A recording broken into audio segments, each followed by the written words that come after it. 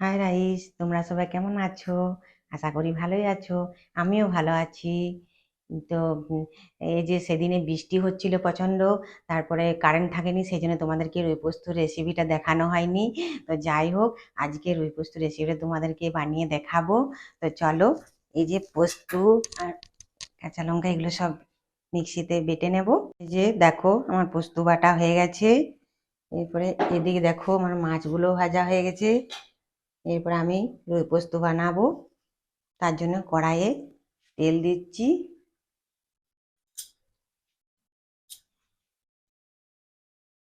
তো দেখো, তেল গরম হয়ে গেছে। এরপর আমি একটু সামান্য কালো জিরা দিয়ে দিলাম,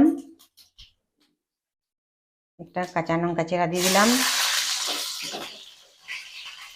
এরপর আমি পেঁয়াজ কুচানো ছিল, তেলটার সাথে দিয়ে দিলাম।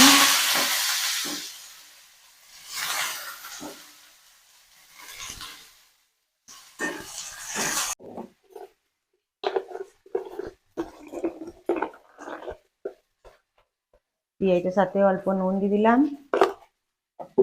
এবার পেঁয়াজটা আমি আরেকটু ভেজে নেব। দেখো, আমার পেঁয়াজগুলো ভাজা হয়ে গেছে। এরপরে আমি পোস্তটা অর্ধেকটা দিয়ে দেব, দিয়ে দিলাম পোস্তটা।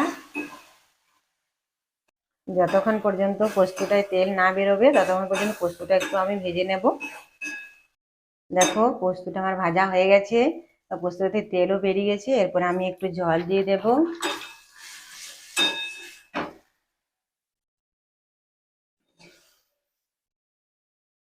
দেখো, পোস্তটা আমার ফুটে গেছে। এরপরে মাছগুলো আমি পোস্তর সাথে দিয়ে দেব।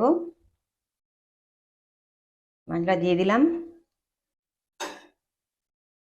এরপর আমি পোস্তর সাথে 5টি চিনি দিয়ে দিলাম। চিনিটা তোমাদের ব্যাপার, তোমরা দিতেও পারো, না দিতেও পারো। এরপরে আমাদের যে বাকি পোস্তটা ছিল সেটা দিয়ে দেব, দিয়ে দিলাম।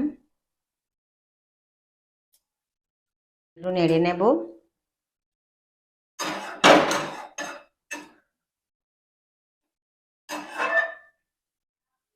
এই যে রুই পোস্ত আমার হয়ে গেছে।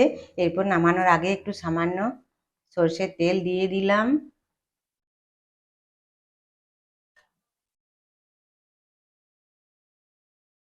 এরপর রুই পোস্ত আমার হয়ে গেছে, এরপর নামিয়ে নেব।